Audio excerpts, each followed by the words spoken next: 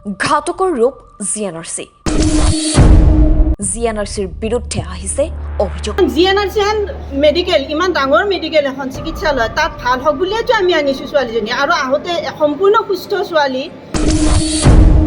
মৰণফান্তত পৰিণত হৈছে নেকি উত্তৰ গুৱাহাটীৰ জিএনআৰচি হাস্পাতাল? কৈ আছো যে জিএনআৰচি ডক্টৰে মৰিছে।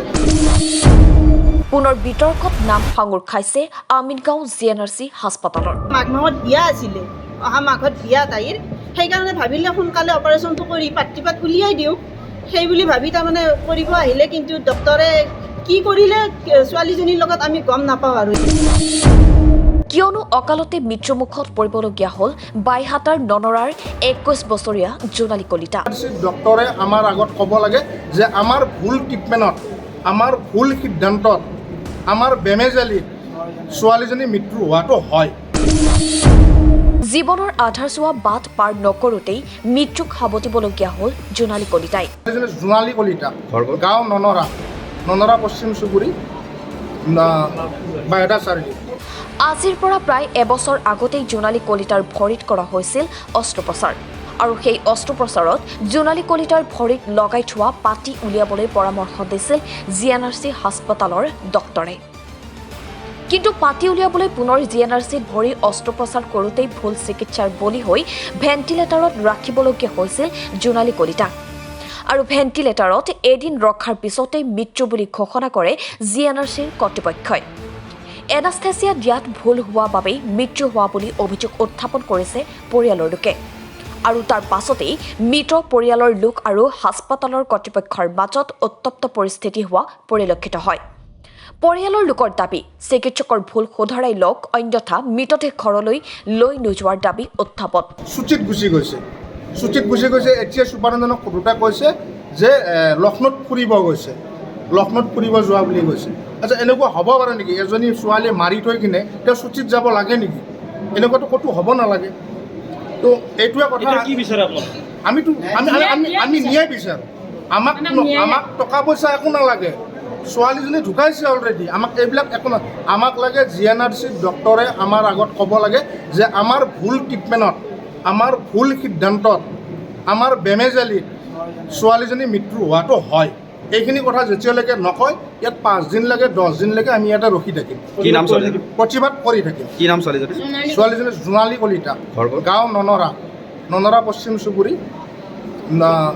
বাইহাটা চাৰিআলি। আপোনালোকৰ স্পষ্ট অভিযোগ ভুল চিকিৎসাৰ বলি হৈছে। ভুল চিকিৎসাৰ বলি হৈছে ছোৱালীজনী, আৰু এই ভুল চিকিৎসাৰ বলি হোৱাটো ডক্টৰবিলাকেও জানে। সিহঁতে অলৰেডি কথাৰ সংক্ৰান্তত কৈয়ে দিছে, কিন্তু ডাইৰেক্টলিতো কোনো ক'ব নোৱাৰে। আপোনালোকে ক'ব পাৰিব জানো মোৰ ভুল কৰিলে যে আপোনালোকৰ পেচেণ্টটো ডেথে হৈছে, কি কৰিম? তেতিয়া আমি ক'লোঁ যে আপোনালোকৰ প্ৰচেছত যি কৰে সেইটো আপোনালোকৰ কথা, আমি ৰাতিপুৱা আহিম। কথা এইখিনিতে গম পালোঁ পেচেণ্টটো ডেথ। কিন্তু কথা হ'ল আমি গাঁৱলীয়া মানুহ যে আমাৰ এটা সন্দেহ হয়, এইটোতো আপোনাৰ এনেষ্টিয়াৰ প্ৰব্লেমৰ কাৰণে হ'ব বুলি মোৰ ছাছপেক্ট হৈছে। কাৰণ তেওঁ যিটো ইনজেকশ্যন মাৰা হৈছে, ইনজেকশ্যনটো মাৰাৰ পৰা পেচেণ্টটো একদম সম্পূৰ্ণ ডেথলৈকে আমি তেওঁৰ পৰা কোনো মানে একো পৰিৱৰ্তনে নাপালোঁ। এই প্ৰবীণ চন্দ্ৰ কলিতা, মোৰ বাইহাটা চাৰিআলিৰ ননৰাত ঘৰ হয়। ননৰাৰ পৰা এটা জোনালী কলিতা নামৰ ছোৱালী এটা, মোৰ ছোৱালীৰ দৰে, মোৰ ডাঙৰ বিটাৰ গোটকৰ ছোৱালী, মোৰো ছোৱালী। ঘটনাটো হ'ল কি, আজি 2 বছৰ আগত জোনালী কলিতাৰ মুক্তপুৰত এখন বাইক এক্সিডেণ্ট হৈছিল। বাইক এক্সিডেণ্ট হওঁতে তেওঁৰ তাৰমানে এই পিছফাল এই ভৰিখন তাৰমানে বেয়াকৈ জখম হৈছিল। জখম হোৱাত ইয়াতে অপাৰেশ্যন কৰা গ'ল। অপাৰেশ্যন কৰাৰ পিছত তেওঁক পাতি লগা হ'ল। পাতি লগাৰ পিছত 2 বছৰৰ পিছত তেওঁ সুস্থ হ'ল। সুস্থ হোৱাৰ পিছত তেওঁৰ ৰিচেণ্টলি ঘৰৰে এখন কাজ আহি আছে। আমি ভাবিলোঁ কি ফেমিলি যে কাজৰ আগত তেওঁক আমি ৰিলিজ কৰি দিওঁ, এইবুলি জিএনআৰচিত আলোচনা কৰি তেওঁক আমি ভৰ্তি কৰিলোঁ। ভৰ্তি কৰাৰ পিছত তেওঁক অপাৰেশ্যন হ'ল। 2 দিনৰ পিছত অপাৰেশ্যন হ'ল, সম্পূৰ্ণ পৰীক্ষা নিৰীক্ষা কৰা হ'ল, অ'কে পালোঁ পৰীক্ষা নিৰীক্ষাত। তাৰপিছত অপাৰেশ্যন ৰুমত লৈ গ'ল। অপাৰেশ্যন কৰাৰ পিছত আমাক ক'লে কি অপাৰেশ্যন ছাকচেছ কৰাৰ 10-15 মিনিট পিছতে তেওঁলোকে গাৰ্জেনক কোনো প্ৰশ্ন নকৰাকৈ মানে পেচেণ্টটো ICUত লৈ যে ভেণ্টিলেটৰ দিয়া হ'ল। সেইটোৱে আমাৰ সন্দেহ হয়। কোন ডক্টৰৰ অধীনত চিকিৎসা কৰিছে? এইটো আপোনাৰ সিদ্ধাৰ্থ বৰুৱা। আৰু এনাস্থেচিয়া কোন? ৰাহুল কি টাইটেল লিখে মই নাজানো, ৰাহুল বুলি এটা আছে। আৰু এটা বাইদেউ এটা আছে। বাইদেউটো যিদিনাৰ পৰা এনেষ্টিয়ান ইনজেকশ্যন মাৰা হৈছিল সিদিনাৰ পৰা তেখেত এবচেণ্ট। সাংবাদিকৰ আগত মৌনতা প্ৰকাশ কৰিছে হাস্পাতালৰ মেনেজাৰ মৃণাল আলী হাজৰিকাই। পূৰ্বতেও বহু অভিযোগ আছে এইখন হাস্পতালৰ বিৰুদ্ধে কিবা অভিযোগ উত্থাপন হলেই এইগৰাকী মৃণাল আলী হাজৰিকাই মেনেজ কৰি ৰাখিব বিচাৰে অভিযোগকাৰী তথা জিলা প্ৰশাসনক এতিয়া প্ৰশ্ন হয় কিয় বাৰে বাৰে ৰোগীৰ জীৱনৰ লগত হেতালি খেলা হয় এইখন বিতৰ্কিত জিএনআৰচি হাস্পতালত ৰাতিপুৱা ইয়ালৈ আহিল মেডিকেলত আজি এবছৰ আগতে তাৰমানে তাইৰ এক্সিডেণ্ট এটা হৈছিলে ভৰিত পাট্টি লগোৱা আছিল পাট্টিটো উলিয়াবলৈ আহিল আহোঁতে তাই সুস্থ হ'বলৈ আছিল মেডিকেলত আহোঁতে সোমবাৰে এখেতসকলে পৰীক্ষা কৰিব লাগে বুলি ৰাখি থ'লে থৈ মঙলবাৰে 12 তাৰিখে অপাৰেশ্যন কৰিবলৈ নিলে মঙলবাৰে আবেলি 4মান বজাত অপাৰেশ্যনটো হ'ল অপাৰেশ্যন হোৱাৰ পিছত ৰাতি মানে ক্ৰিটিকেল বুলি ফোন কৰিলে ঘৰলৈ আৰু খুব ক্ৰিটিকেল আমাৰ পৰা আহিল তাৰ পৰা মানুহ তেখেতসকলে তাৰমানে অলপ হেমাহি কৰিছে ডক্টৰৰ ভুলৰ কাৰণেই হৈছে চাগে যোৱাকালি তেখেতসকলে মৃত বুলি ঘোষণা কৰিছে ছোৱালীজনী কিন্তু এতিয়া প্ৰব্লেমটো কি তেখেতসকলে সঠিককৈ ক'ব পৰা নাই এনাস্থেচিয়াছৰ কাৰণে হ'ল